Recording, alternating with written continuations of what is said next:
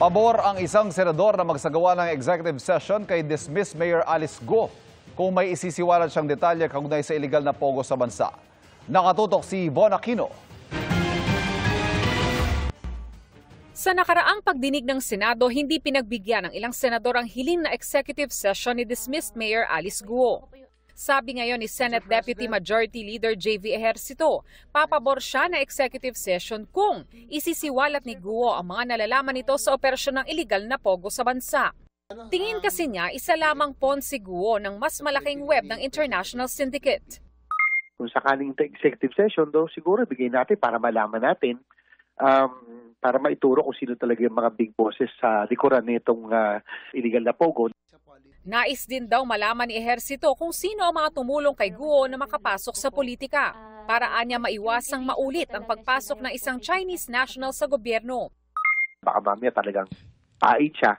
Parang nga mapasok, napakarami na rin mga Chinese nationals akong alam na sa ibang lugar, nakapwesto na. Sa Martes, ipagpapatuloy ang pagdinig ng Senado. Pinayagan na ng Korte Suprema ang hiling ng DOJ na ilipat ang mga kasong may kinalaman sa iligal na pogo mula Capas Tarlac RTC Branch 66 patungong Pasig RTC. Sa kanyang liham kay Chief Justice Alexander Gesmundo, sinabi ni Justice Secretary Crispin Remulla na kailangan tiyaking patas ang sistema ng hustisya, lalo't ang mga high-profile cases na ito ay nakakaapekto sa national security. Nakatakda ring maghain ng kasong qualified human trafficking ang DOJ laban kay Guo, kanyang business partners kabilang na si Wang Ziyang na tinukoy bilang boss of all bosses ng iligal na pogo. Para sa GMA Integrated News, Von Aquino, nakatutok 24 oras.